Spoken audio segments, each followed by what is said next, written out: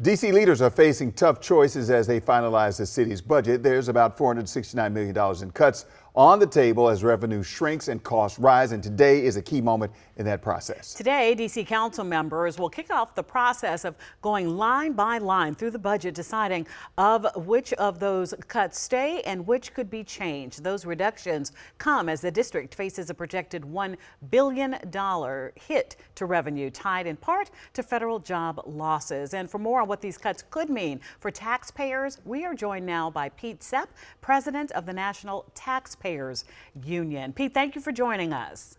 My pleasure. Well, let's start with this. Council members, they're deciding on cuts that hit everything from health care and housing to child care and worker benefits. So from a taxpayer perspective, are those the right priorities? And do these cuts just go too far given the size, or far enough given the size of the gap?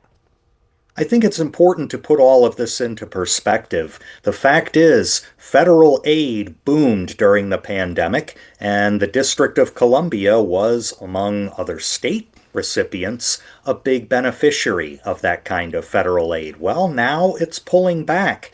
The pandemic is over, and the federal government is running into financial problems of its own. And so District of Columbia leaders are not alone here. They are wrestling with the same kinds of problems that we see in other states, that we see in this area. Where I live in Montgomery County, a tax increase is on the way. So far, district leaders have avoided a major tax hike.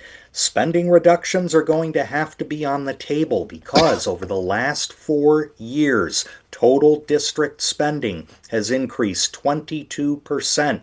Even excluding federal aid, it's been even higher. The District of Columbia, in its own source spending, not counting federal aid, has gone up 44% over 4 years.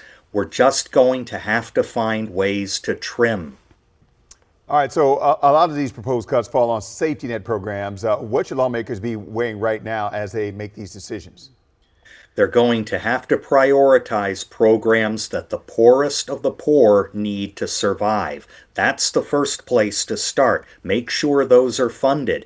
The next place to go, though, is to take a look at social programs that are available universally. Here we're talking about that paid leave program, which is going to run deficits because the taxes used to fund that are just insufficient. Maybe that program can be scaled back a bit so that the lowest income and moderate income workers can take advantage of it, but the rest of the workforce, which probably doesn't need it as much, can do without it. Those are the kinds of tough choices that the district will have to make, and let's not even get started on this remaining controversy over whether the district is going to decouple from the federal tax law that passed and provided relief for numerous kinds of taxpayer situations back in 2025.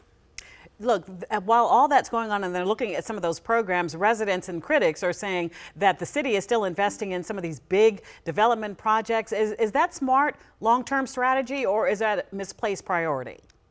Everything needs to be on the table, and so those projects should be examined too.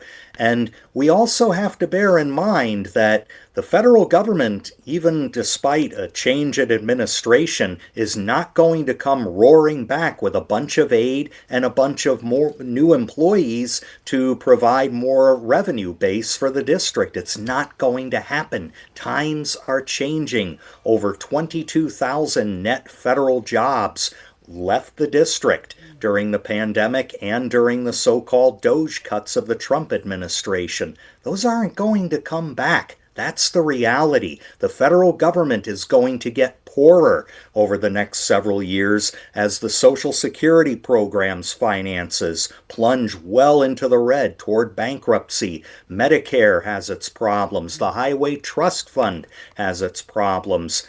The first thing the federal government is going to do, regardless of who Donald Trump's successor is take a look at state and local grant programs coming from Washington, D.C. It's not going to be pretty.